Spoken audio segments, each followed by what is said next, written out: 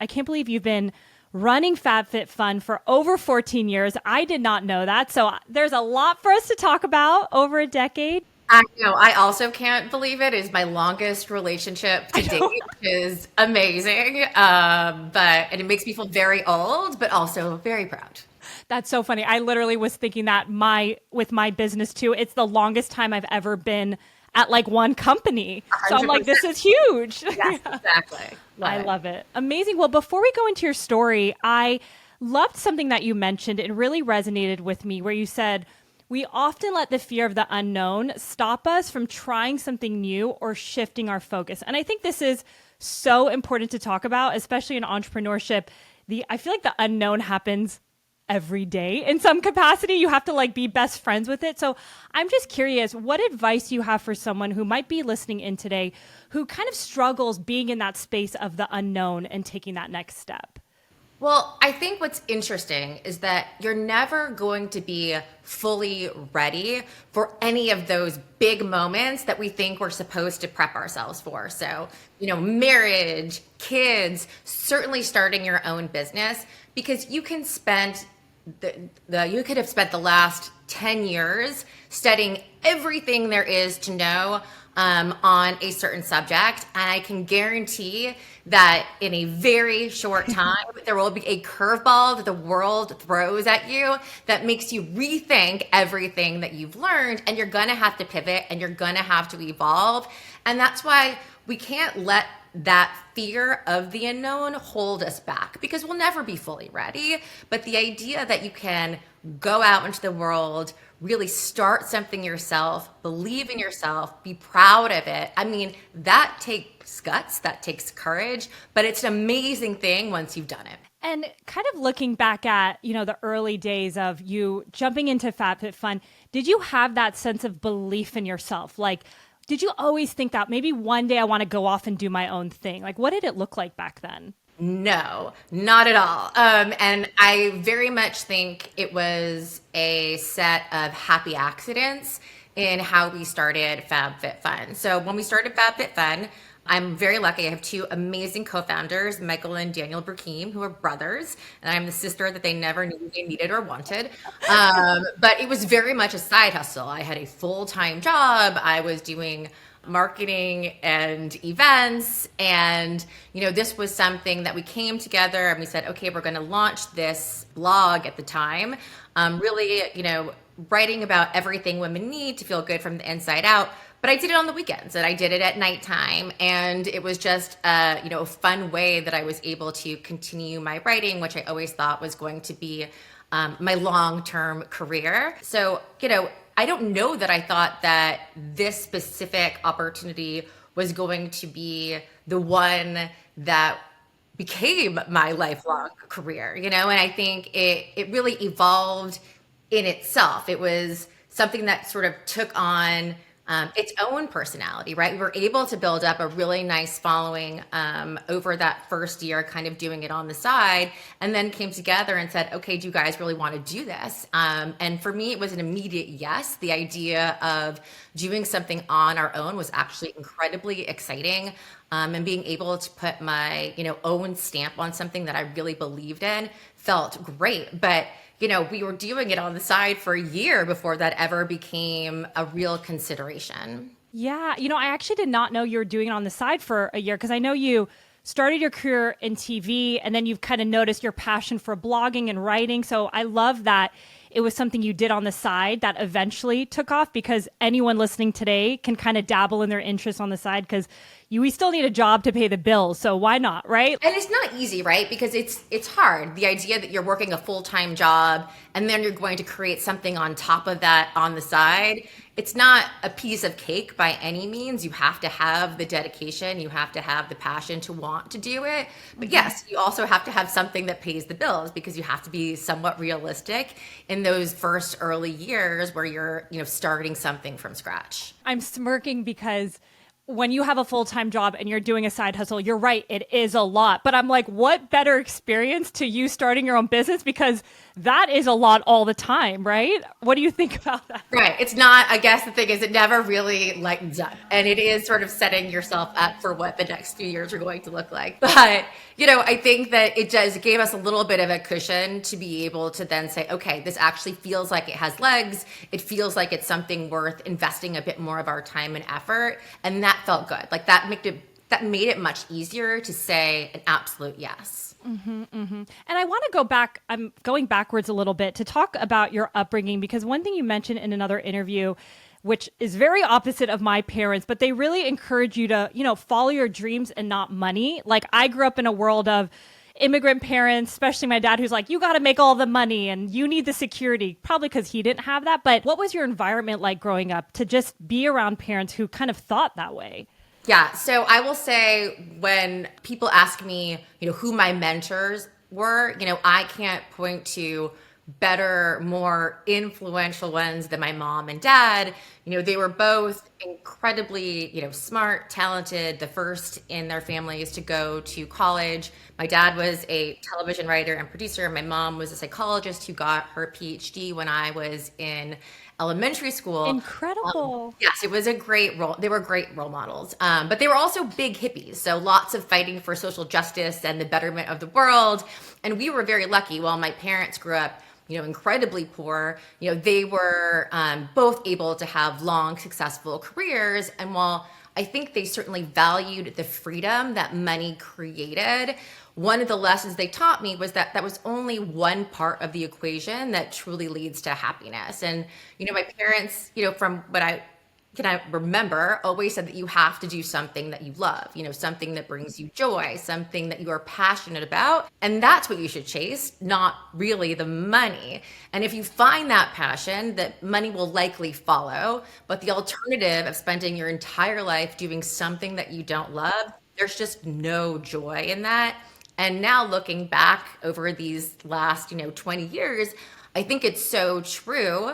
In a pre-pandemic world, I spent many days where I would spend more time with my FabFitFun family than I would with my own family. And the only way that makes any sense is if you love what you do and the people you do it with. And I feel very grateful that I get to do something I love. And it doesn't mean that it's always easy. It's often a pretty, challenging grind. I don't like jump out of bed and run to the office, but I don't know how to do it any other way. And I really do want my children to learn that from me because, it's not going to be perfect, but you got to love it. I love that because you being realistic about, you love the mission, you love the why behind what you're doing, but there's days where you're not like jumping out of bed, going to work. Like there's challenging times, but it's worth it when you zoom out for the bigger picture. And I love that you knew that early on because in my 20s, I did the whole like finance thing, investment banking thing. I was making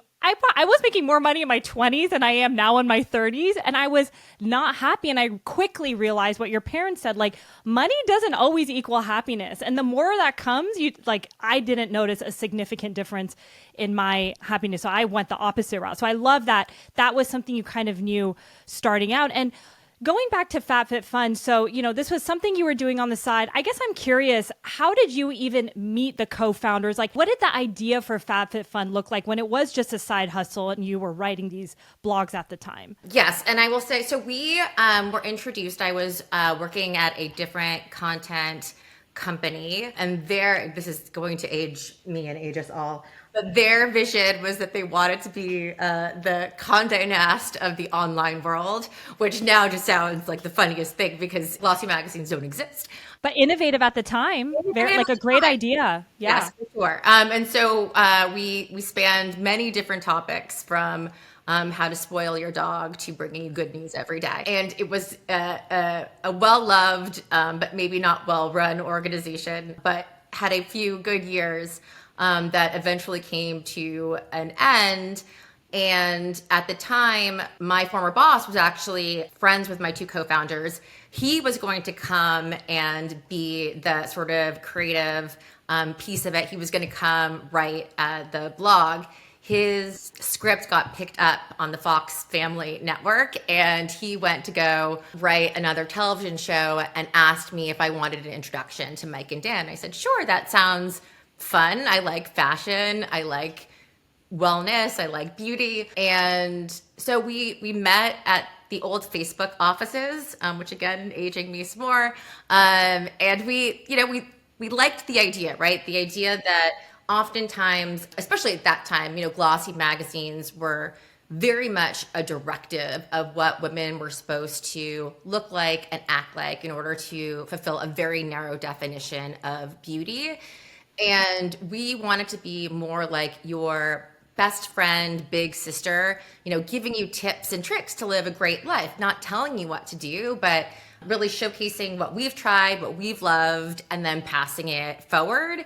And that was really the concept behind the blog. And quite frankly, when we started the blog, I thought that it would be a blog forever. There was no foresight into like what we would create product wise down the road or the sort of retail concept, but this love of just, bringing ideas and products into the world was something that I was really passionate about. And it's so amazing because, like you said, you thought the entire time it'd be a blog. And like to look at you guys now, it's like a completely different beast. And I want to talk about maybe like the first inflection point for the company was your subscription boxes. And like you said early in the interview, like so much of the growth of the business has been a happy accident. So how did the subscription kind of element come in the early days? I think it was maybe like 3 years into blogging or? Yes, it was 2013, the spring of 2013, the same month that my first daughter was born. Really? Watched the boxes because I'm clearly great at scheduling. But it was one of many tests that we were doing at the time, and I honestly wasn't sure how it would do. I think my co-founders were a little bit more confident that the box was going to be it. I think I really loved the idea of subscription. At the time, there were a couple boxes out there, specifically focused on beauty samples, and really loved the idea of discovery, surprise and delight that they delivered on. But also because I'm just really cheap, thought there might be a better way. And so, wanted to focus on full-size products rather than samples, also because we were sort of a lifestyle brand. There's no such thing as like a sample-size scarf. It made sense for us to move in the world of full-size products. And then if you were getting full sizes, thought, well, two things. One, didn't have the capacity to do it every month, but two, thought realistically it made sense to do it seasonally. And so we launched it as a test, but again, hindsight is 2020. And so looking back, it made sense that, wow, we sold out in 24 hours. We had already established ourselves as authorities in beauty and fashion and wellness. So when we said, hey, we're not just going to write about these amazing products, we're going to deliver them to your doorstep at a price better than you can find anywhere else in the world, it made sense. It was something that our readers, who were our target demo for this box, really understood and appreciated. And so it worked. And that was sort of the rebirth of the business. And when we saw the numbers, we very quickly realized, okay, this is something that we should focus on for the next year. Interesting. And before we go in, I have a few questions on that. But before we go there, what were, if you remember, some of the other tests that you did that were like just failures? I love the idea that you guys were testing. It's a good reminder early on, like it's good to just try different things. Oh, I went with my co-founder to downtown Los Angeles to try and create a fitness apparel line with literally no experience of what we were doing, walking around downtown, talking to everyone who could potentially make us the sort of activewear line. We branded a bunch of, it was actually quite cute, if I do say so myself, adorable merch. But it was, there was not a lot of legs to that at the time. This was clearly the winner in terms of what we were doing product wise. Yeah. And going back to the subscription that clearly took off so early on, was it tough to get brands in? I guess you guys have really established yourself a few years as a leader, but what did that look like? 100%. And I will say the pitch has definitely been perfected after many years, but it took many years. And it's much easier today than it was 10 years ago. And I will hear stories all the time from friends who are now friends, who are founders or CMOs, who have very funny stories of me running around various conferences, full of energy, talking about all the ways the world of FabFitFun could impact their brand, and that I was pretty relentless. But it did take a while. We were lucky. We had Moroccan oil in the very first Oh, box, which great. was a huge game changer. And then I do think that first year we were also able, after weeks of harassing a very good friend of mine who was running PR for Dermalogica, to do the box. And the nice thing about the worlds that we work in of beauty and fashion, they tend to be much smaller than we realize, and people really talk. And so Dermalogica had a fantastic experience within the box. And then suddenly we had a slew of beauty brands who were coming to us to be featured in the box versus me, again, running around like a crazy person, asking them to, take a chance. But it was at the time, very different. We were asking them to give us products at their cost of goods, so not wholesale or a percentage off of wholesale, and that was not something they had done before. Most brands had not, participated in any kind of subscription, previous to us, and so I had really zero experience in merchandising or sales or partnerships. But that's where I do think, this idea of passion becomes really important because I was passionate about what we were doing. I really knew the power of our platform as storytellers. And when you combine that with the opportunity of getting a product into the hands of thousands, eventually hundreds of thousands of women, that's game changing for a brand. And again, because, these industries are truly so much smaller than we realize. Once you have a brand have a great experience with the platform, it opens the door to so many more opportunities. I love that because it seems like you got a few anchor brands like in that first box that you tried so hard for, right? Like the Moroccan oil, Dermalogica, and the relentlessness was there because you really believed in it. And it sounds so basic, but I truly feel like if you want to do anything in life, like it is so possible. Like just hearing you running around these shows, it's like something else goes within you to make things happen. So I just love that because I think anything is possible. So love hearing like those early day stories. I mean, so much of it was just like pure tenacity and determination with very little knowledge of what I was doing. But I agree, anything really is possible. And did you ever get, because I have some friends who are in that position early on and, are getting those rejections, which I know is part of the process, but did those rejections ever make you question the purpose of FabFitFun or this test that you were doing? Or you didn't really think about it at that Oh, stage? I would say every rejection, I would question everything that I was doing. And there was a lot of rejection. So I was constantly questioning. But, look, I think with each brand that we secured, it gave me a little bit of confidence that we were going to find the next one. And more so than that, I would say, seeing the reactions from members has always been really the driving force of, why we do what we do. It's funny, we have a online digital community that's just for members. And so they can go in, they can review products, they can chat with each other, whether that's about the products that are on the platform or just about their lives.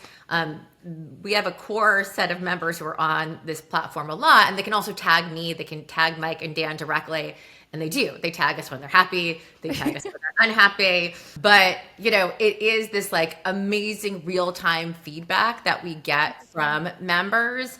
And they are so incredibly engaged. And we used to have an intern comb through the community, and she would put together, like a lot of the nice things that members would say about FabFitFun, and the platform. And, we honestly couldn't share it because it would sound like we were making it up because they're like, this is a box of products, but it would be things like, I've been suffering from anxiety and depression for the last 10 years. I wasn't able to leave my house. Then I signed up for FabFitFun.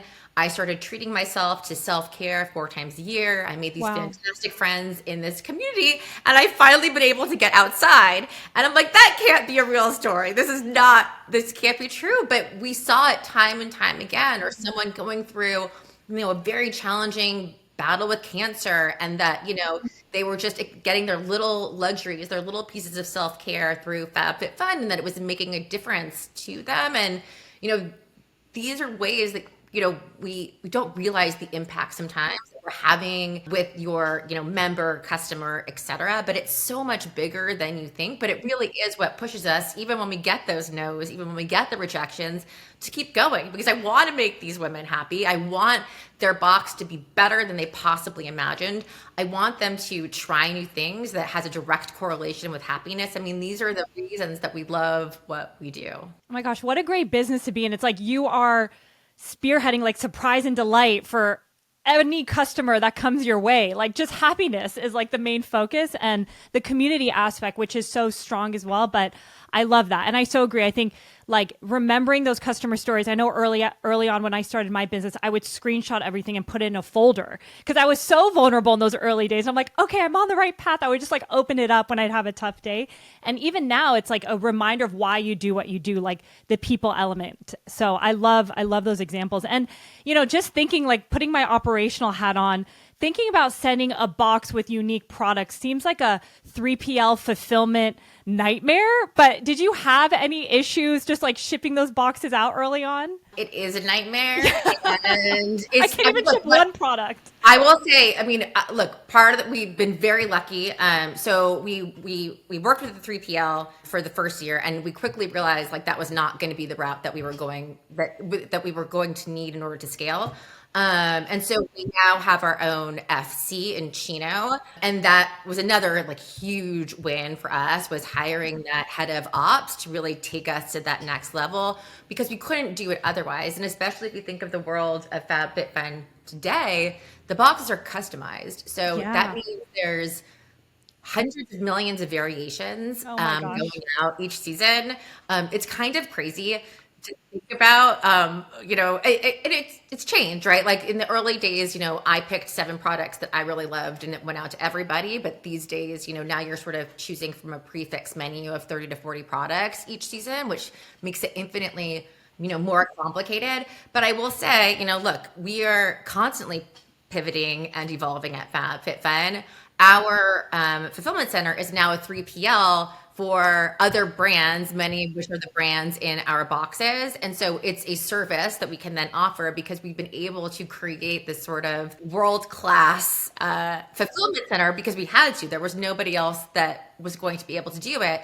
And I will say, I think it was our second box, before we had our own fulfillment center, our head, I don't know what we were calling her. I know she was formerly a copy editor at FabFitFun, but everybody got new jobs when we launched the box because we didn't hire anybody new. But she was putting together a list of products for that second box. And somehow there was like a bounce back offer for a face wash that went into the box, but the actual face wash didn't go inside.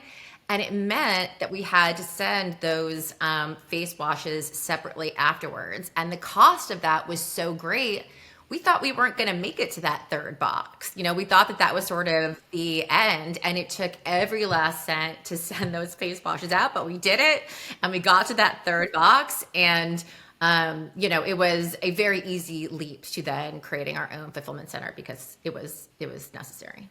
Gotcha. And so you guys realized that you had to do your own fulfillment center by like box 3 after that box 2. And did you have scale at the time, or you guys weren't even ready to scale because you weren't set up yet? No, we were still small. We were at like 10,000 members. So it was still pretty tiny. But those were also the days of like insane growth. So, I mean, it was happening and it was happening fast. Got it. Yeah, because like that's a big investment to do it all in-house, but that was the core of your business. Because customized boxes, even adding a note is like complicated in normal 3PL fulfillment land. I'm like, I just want to start my own one day. So I love that. And I could see that being a huge focus for you guys. And I'm curious, clearly there's, especially in the early days, I'm sure even now, operational nightmares that happen. You mentioned one about forgetting the product and then you having to do it. Is there anything that you've learned of, maybe it's communicating those hardships to your community? Like, how do you crisis manage those situations? Because I know you guys do such a good job keeping that relationship with your customer. Yeah, I mean, look, we've made so many mistakes. It's hard to even pinpoint one because they're, and by the way, we're still making mistakes. And honestly, I think it's okay because that's what leads to real growth and improvement as long as you learn from them. I will say One of the funnier stories happened when we launched what we call sort of sponsored products. So you can think of them like ads in the box. And so, unlike our premium products that members pick from, these are like samples, they're inserts, or they're less expensive products that you might find at a grocery store or pharmacy. And it's basically a media buy for those brands. Good concepts, really poor execution on launch front on our end. The first sponsored product we had was a box of panty liners. And look, there's nothing especially cool or innovative about panty liners, but my thought was it's an extra product that we'll give to all members, and they're going to pay us, so we get to invest that money back into FabFitFun to make the platform better. The problem was we didn't really tell members that. We just kind of put in the panty liners and out the boxes went. And without realizing it, when members started to get their boxes, they were shocked and they were like, why am I getting panty liners instead of a eyeshadow palette or a scarf or a moisturizer? And that was like sort of big lesson in terms of communication. I do think we're great storytellers, but we weren't always great at just telling members what we were doing it, especially upon the launch of something. And so we had to kind of go back and say, hey guys, no, it's not actually a product instead of something. It's a product in addition to what you have already been getting. And let me sort of pull back and ask you the question. Would you rather get a box valued at $300 with an extra product, or a box valued at $200 and get one less product, and you're paying the same amount? And they're like, oh, I'll take the more expensive box. Of course. Why wouldn't I? And that was a very happy reset that we were able to do. But I think it also informed us, for the future, that we wanted that sort of open dialogue with our members. It's part of the reason why the community works, is that, they can come to us at any, moment of the day and really have that conversation. And I think we've been much better at not just communicating, but often over communicating, especially in the world, post pandemic, where I think communication is a little bit more challenging. I think we've really benefited from this idea that we are friends. We're going to tell you what we do, why we're doing it, for the most part. And that's been a big win for us.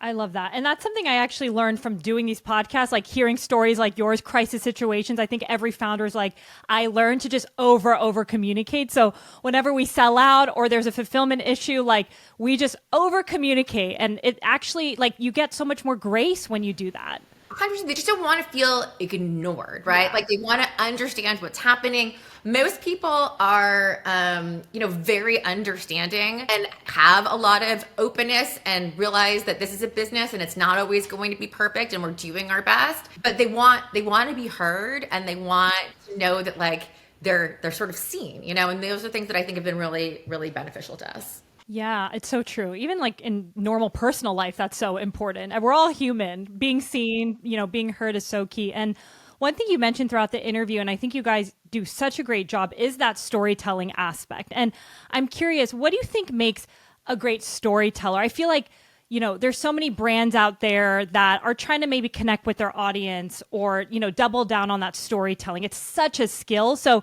any insights or advice you have as the master storyteller of this, pretty big brand? Well, I think, for us, it's a little bit funny. We did things backwards. I think most brands, launch with a product and then try to tell a story around it. We did the exact opposite, where we started as storytellers and then tried to launch a product about what we were sharing with our readers. But I do think that's why storytelling is so uniquely built into the heart of FabFitFun.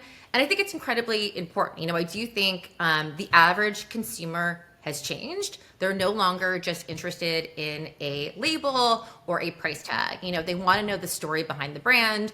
who is the founder, what problem are they solving, what ingredients were used, how it was sourced. That was not something that people were talking about 10 years ago, but it's, I think, basic to most people these days. And that's what we get really excited to do each season, as we kind of pull back the curtain and explain, why and how each box was curated. When we do that through founder chats, we do that through tutorials and how-tos, ingredient stories. I love this ability to bring to life, why a brand or a product is better than anything else that they might be able to find in the market and how it can truly improve the lives of a member. And that's where it's just, it's like taking that moment to just, connect and share, like, this is why I love something. This is why I get excited to actually use it. This is what I do every morning and makes a huge difference in my daily routine. And I think that like that authentic connection is felt, right? It feels real. These are not random products. These are stuff that like I've tried everything that goes into the box. And so it's really easy for me to share my excitement and my enthusiasm. And I think they feel that. I think that gets translated really easily. I love that. And is it you doing these videos, or is there a team now that focuses on like sharing the stories and... Yeah, no, it's a team. It's a team. And we're very, very lucky. We have an amazing in-house creative team who is constantly thinking of new ways to showcase these fantastic products. And our entire merch team actually is now on camera talent to explain, why these products are amazing. And I promise you, yes, it's definitely a cost savings to have your buyers doing this content, Smart. but they're the experts, right? Like, but they know it better than anyone. They live, right. They know every trend. They understand every new ingredient. They know what really works. They know what's bullshit. And so we want that knowledge to be surfaced and front and center as to the why. And I think that's so important. And again, it comes back to the authenticity. It's not like a brand. Look, we love all of the creators. We've worked with so much great talent over the years. But at the end of the day, I do think there's additional value in having the person who's actually made the decision, live and in front of the camera and explaining that to the consumer. Yeah, what a brilliant idea. The people who are picking the products to be explaining it, because I'm sure anyone who's in that role never thinks that they would be doing content about why they're deciding stuff. But it's so smart. I'd love to hear from them. It's like it feels better than like Joe Schmo who's just doing it for a paycheck. It's so true. And just remembering like the authenticity aspect, like people can tell when you're excited or genuine about something. So I love that that's been like a core of so much of the brand since you guys even started. And going back to kind of the growth, you guys mentioned you were really scaling quite quickly, especially when you really figured out the subscription boxes were working. And I think just looking at these numbers, I believe in 2013, you guys were around 2,000 members. And then at the end of 2015, you hit already 100,000 members, which like that is quite quick scale early on. What do you think really tapped into that growth? Are there maybe a few things, or what do you think really helped? Because that's quite fast of growth so early on. Yeah, I mean, look, I think we had the benefit of a few things. I do think, we were forecasting trends through the blog for many years before ever venturing down this road. And we had a good handle on what products members would just like, right? There was stuff that really worked. They stood above the rest. There was also this inherent sort of value prop built into everything we do. And, I think value is multiple things. One is curation, right? We're not making members sift through thousands of products every season. We're really, breaking it down and doing the work for you and bringing you the best of the best. But obviously a huge part of value is also the discount, right? So when you're signing up for FabFitFun, you're paying now $60 a quarter. And each box is, guaranteed to have, multiple $100s of retail inside. And so it feels like a win, right? One product often is the cost of the entire box, and then you get 5 products on top of that. And so, I think there's a piece to that, right? Like we all love a good deal. Why not? Why spend full price when you could get it for half of that? I mean, it's so obvious that it's bad. And then I do think the storytelling piece was important, right? Because we weren't just putting them out, on the website. We were really explaining why they were differentiated, why they were unique, why they were special. So I do think those 3 things probably helped us with a lot of that, initial growth. I do think probably the next iteration when we went to, by the way, when we hit 100,000, I'm like, this is it. This is success. We're great. So when we got to 1 million members, I'm like, oh wow, this is pretty amazing. And I do think that was more of a shift in how we did some of the curation. So really built out an amazing consumer insights team who was constantly surveying members about not only who they are, but what they like, what they want to see, what brands they want to try. We also do a ton of surveying around the products that go into the boxes. So we have a forecasted rating for every product. We have a Q score for every brand. We also, we start with now, thousands of products every season, and really, it's almost like a puzzle in terms of, how the boxes come together, where now we're looking at things like just like overlap, so that, we make sure that every cohort within the membership, even though it's becoming more and more diverse, has some product that they'll fall in love with. And I think that sort of idea of customization was also hugely important, right? Like as we started to scale the business, the same, 6 or 7 products were not going to work for our increasingly diverse membership. And that's true, right? Because like a 16-year-old in San Diego probably doesn't want the same thing as a 65-year-old in Kansas City.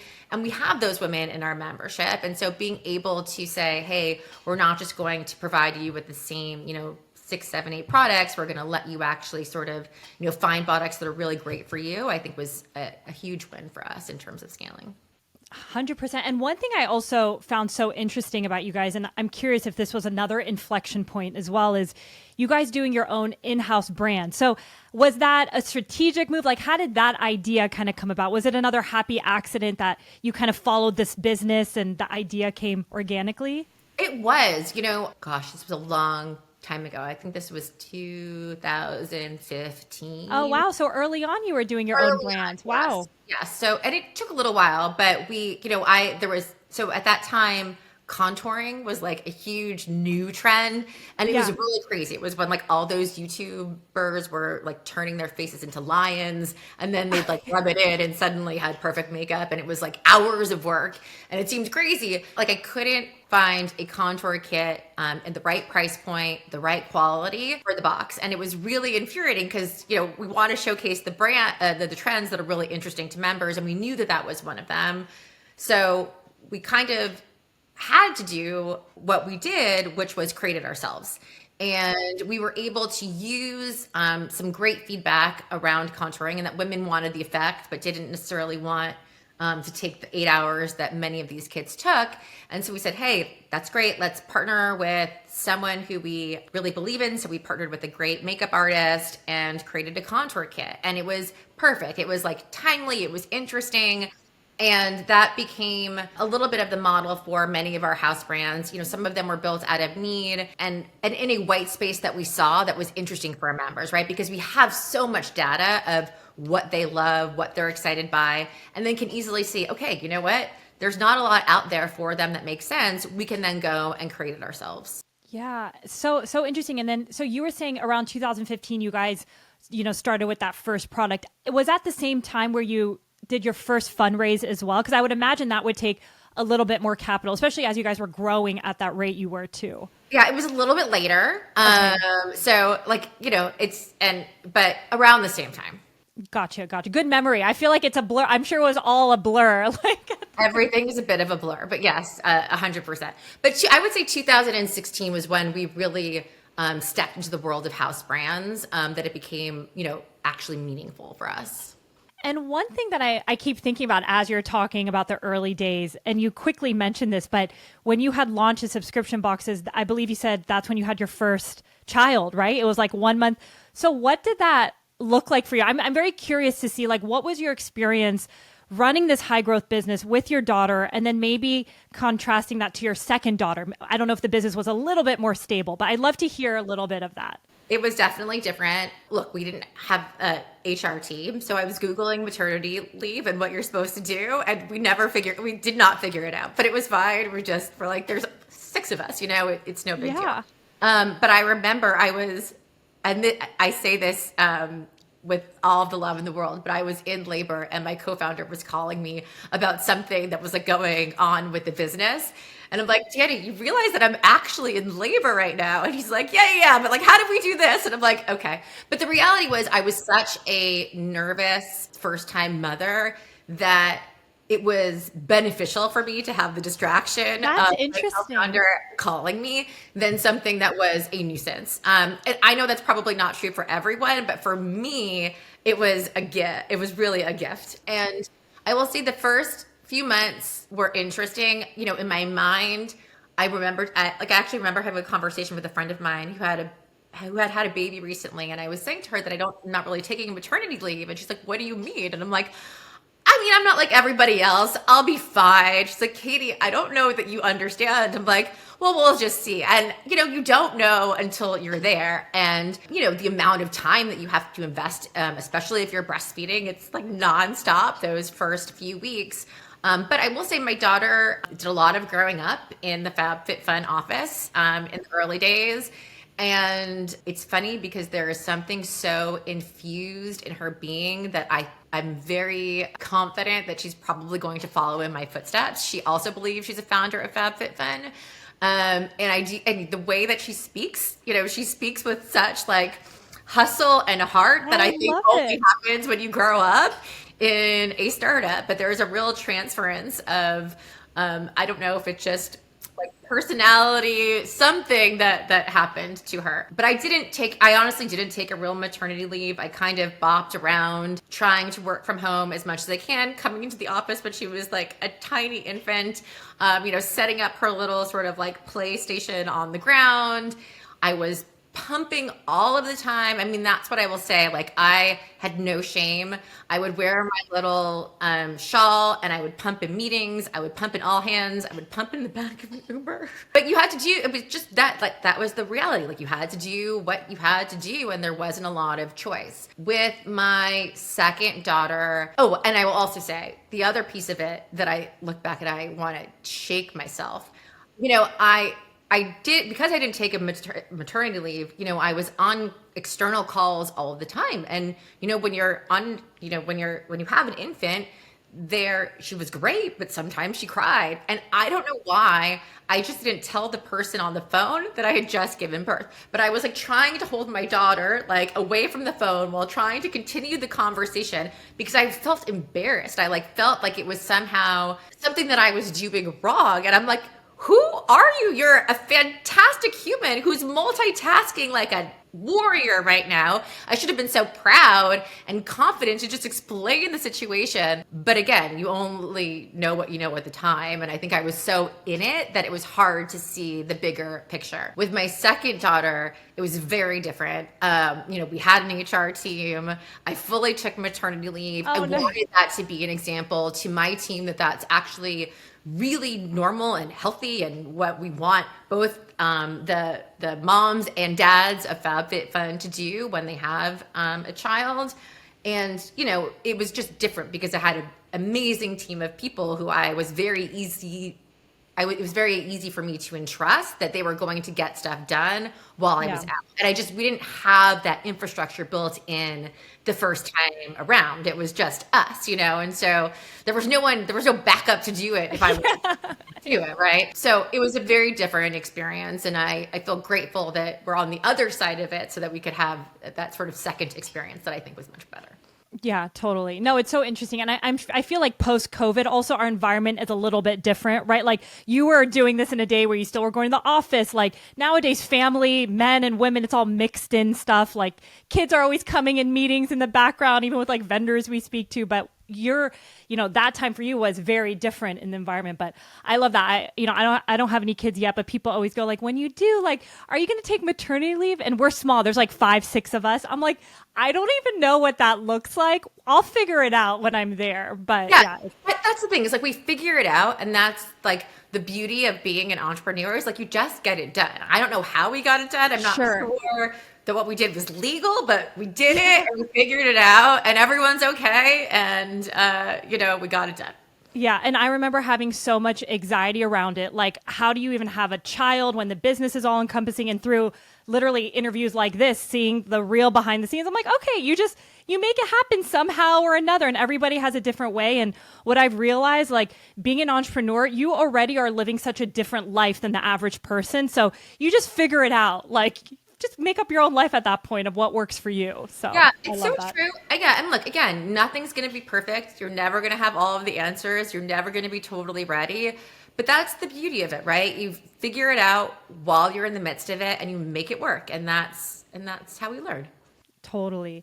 And one thing that I'm so also fascinated with is, running this business alongside two other co-founders, like that's like a marriage right there, right? 14 years. So I'm kind of curious, reflecting back on that time together, what have you seen maybe work or not work in this partnership? I think there has been interesting evolutions along the way. One of the things that I feel very grateful about is that I think the three of us are all very much like can do, will do type A personalities. We want the responsibility, we want the accountability. We think we really believe that we can do it all. And I think that's a good quality to have, especially in a co-founder. I think the challenge was that, we had a little bit, like in very early days, we wanted to be involved in every decision. We wanted to touch every single piece of FabFitFun. And the reality is we are good at very different things. Have a much more traditional business background than I do. And that's also really wonderful because that is not what I went to school for. It is not my passion. And, I think as we've evolved and we've matured and we've grown, we've been able to carve out really distinct lanes for ourselves, which allows for, I think, much more authentic accountability in terms of what we do on a day-to-day basis. And so, with myself really focusing on, merchandise, partnerships, house brands, product development, like these are things that I feel to my core. I know, I love, I've spent the last 10 years doing. And so I think we are a better running machine now that we are more willing and able to divide and conquer. But I think there was a maturation process that actually happened where I needed to just like let go of some of the stuff, right? That it wasn't, it's not what I'm best at. It's not my skill set, and it's okay, right? Like I can trust that they can do it and handle it and do it better than I would be able to do it. Gosh, that letting go process is like something I'm still learning every day. With any like new person I bring on, it's like you just got to trust and not be on top. But it's so hard. So I can imagine if you guys are all, it's a small team, it's three of you or, six people in the early days, like you want to be involved in everything. But I could see as the business grows, like finding your own lane. And when do you think that kind of came about? Like you said, it's not something you started with early on, but at what point in the business did you figure out, all right, let's divide and conquer? I mean, I think it was probably like into like the third year of the box that really happened when we had like a significant team that really changed the game, right? Once you started to bring in people who had been doing this for a while, who had a little bit more experience, it sort of changes the way that you look at the business and how you are most effectively going to impact the day-to-day work. And it made me want to be better, right? When I'm here with these people who have 20 years of That's merchandising awesome. experience, right? Like it inspires me to think about things a little bit differently, to be a different kind of leader, to be able to say like, okay, again, like I don't need to touch everything all the time. I actually trust you guys to get stuff done because you're great at doing it. And I think our different perspectives inspire us to do things, better. Oftentimes what happens at any company is, you'll realize you've been doing something a certain way simply because you've been doing it that way for the last 5 years. And there's no real reason other than that. And it does not lead to much innovation. It does not lead to growth. It doesn't lead to like how you nimbly navigate through a world that's changing so quickly. And so, I think we kind of have to take a step back sometimes and just reevaluate what is working, what can we do better, what can we do differently. And look, I think some of it was to our advantage, right? There's something to the idea that because, I didn't come from a traditional world of merchandising and business, I think was very freeing in how we were able to create some of the stuff that we created. Oh, yeah. Right? That like we weren't sort of inhibited by the way things were supposed to be done because we didn't know any better. But I think as we then grew, there was definitely positive impacts from learning from the experience that someone has had that like has really seen the successes or failures at another company. Yeah. And I just feel like a big theme of just you kind of speaking on your own evolution, a partner's evolution is like your willingness to evolve and learn and change, which is like so important for any founder, right? You need to like self-reflect on yourself. Like, how do you become better? What do you need to do to change? Who do you need to bring in? So I'm sure that's something you do like on a not bi-weekly, like bi-yearly basis or all the time. So I just love that self-reflection-ness that you've kind of like exuded, just kind of thinking through the last few years, because I think that's really important, just self-awareness as a founder.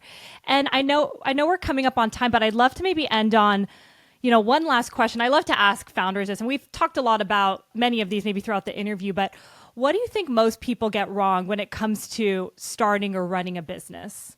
Oh, that's so interesting. Honestly, I think it goes back to your very first question. And it's the idea that you have to have everything perfected before you take that leap. And I think, sometimes, as we kind of talked about, you can get lost in the fear that it's not going to be perfect, that it's not going to work. And I think we have to tell ourselves, you know what? There's going to be elements that are definitely not going to work, that are definitely not going to be perfect. And that's okay, right?